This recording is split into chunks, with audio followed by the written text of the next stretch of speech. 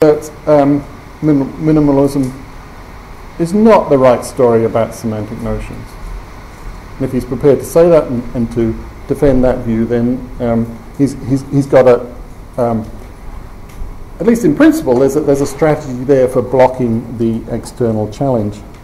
The problem is, of course, that he still, as a quasi-realist, he still faces the internal challenge. So the internal challenge inevitably makes that an unattractive option from the quasi-realist's own point of view.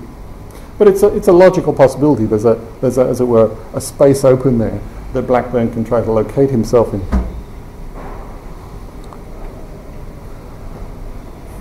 The way in practice, or at least one of the ways in practice, he's tried to draw the distinction we need is in terms of the idea that what makes the difference between the real realist vocabulary and the quasi-realist vocabulary is that only in the former case, in the case of what we're loosely calling scientific vocabulary, only in that case does the vocabulary stand in distinctive sorts of causal relations to its objects. So the idea is that there are causal relations between trees and our talk of trees, our use of the word tree, but no corresponding causal relations between values and our talk of value, our use of the word good and bad. And this is a very common kind of idea, and it's sometimes called, or at least it's closely related to something sometimes called the Eliatic criterion for realism. I'm not sure, is David Armstrong still here? I think he may have been the person who coined this name, I mean, after Plato's Eleatic stranger. Okay, so the sort of the intuition behind this kind of appeal to causation is that what we need to distinguish, as it were, the domains we want to be really realist about from the domains we only want to be quasi-realist about. The intuition is that it's only the objects that we see when we look at the world, as it were, through the lens of the physical and the causal vocabulary. It's only those objects which stand in these distinctive kinds of causal relations to the vocabulary itself.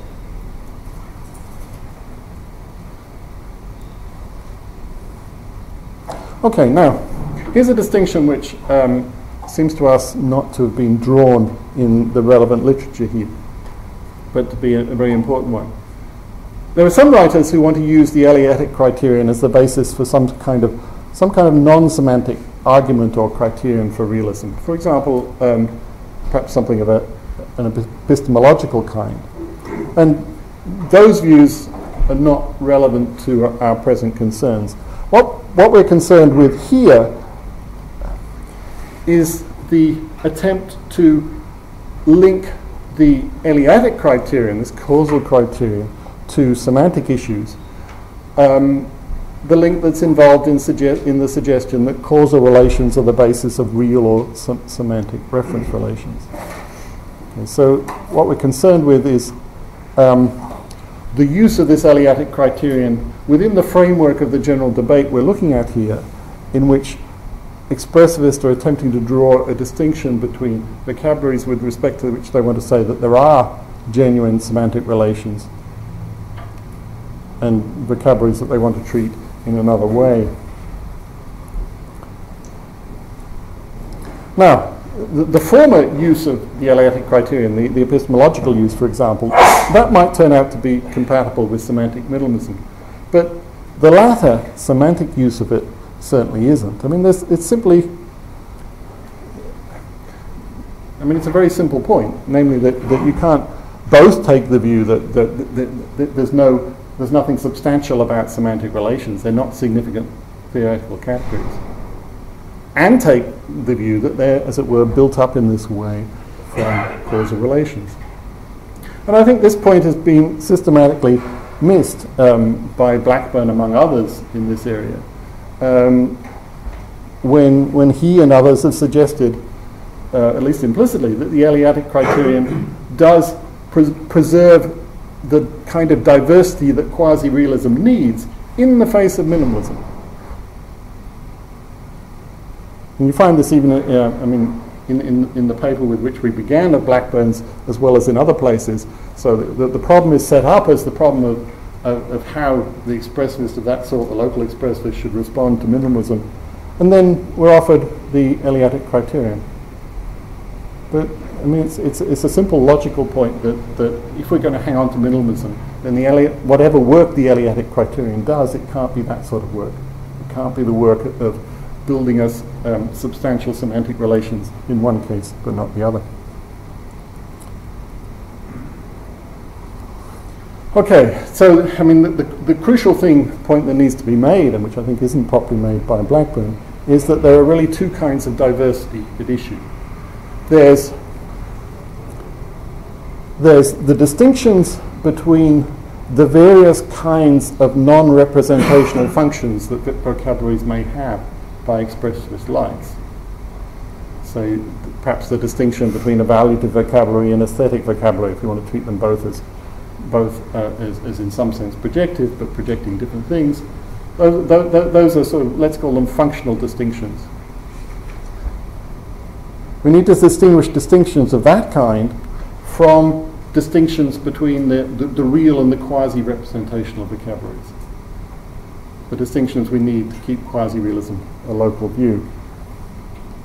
And as we said before, semantic minimalism doesn't threaten the former kind of distinction at all, but it does threaten the latter. And in the latter case, the Eleatic criterion doesn't help at all, except by defeating minimalism. Okay.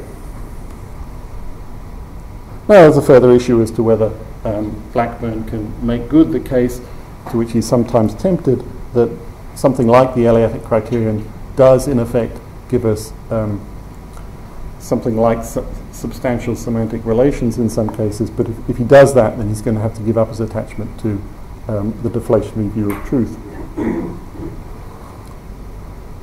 Okay, now in the few minutes that remain, I want to try and identify what seemed to us to be a connection between that sort of issue and an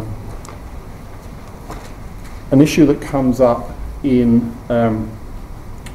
some remarks that Bob makes about Rorty, especially in his contribution to the volume that he edited on Rorty. I think it came out in 2000. One of the reasons why we chose this as the particular sort of connection with Bob's work to try and emphasize is that it has the nice feature that Rorty, perhaps more than anyone in the contemporary literature, really deserves to be called a global expressivist in our terms. Just to explain that a little bit more, first of all, it's important to emphasize, as Rorty himself emphasizes in many places, that he's certainly not opposed to theorizing about vocabularies as aspects of human behavior, aspects of the natural world. So he's certainly not opposed to that naturalistic scientific stance on our own practice. Now, it may be that his preferred stories about the genealogies of particular vocabularies may tend to be more social and historicist than, say, biological.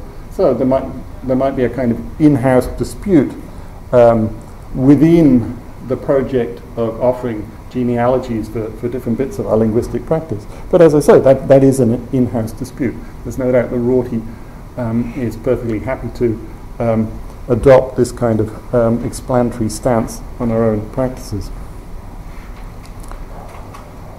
And he's also the paradigm anti-representationalist of contemporary philosophy. So he's certainly the last person to endorse the idea that some vocabularies have a genuinely representational or descriptive function in some theoretical sense. So in other words, in our terms, he counts as a global expressivist. Okay, now here's a quotation from Bob's article on Rorty in the volume I mentioned. Bob says at the end of several sections in which he's been sort of making this point, this is a kind of summary at the end. He says, I've been urging that the scruples that lead Rorty properly to insist that semantic and epistemic as opposed to causal relations are intelligible only when thought of as obtaining between relata that have all the conceptual shape, that all have conceptual shape can be satisfied without our having to deny that our claims answer normatively to the facts. both for their truth and for their justification, as well as being causally conditioned by them.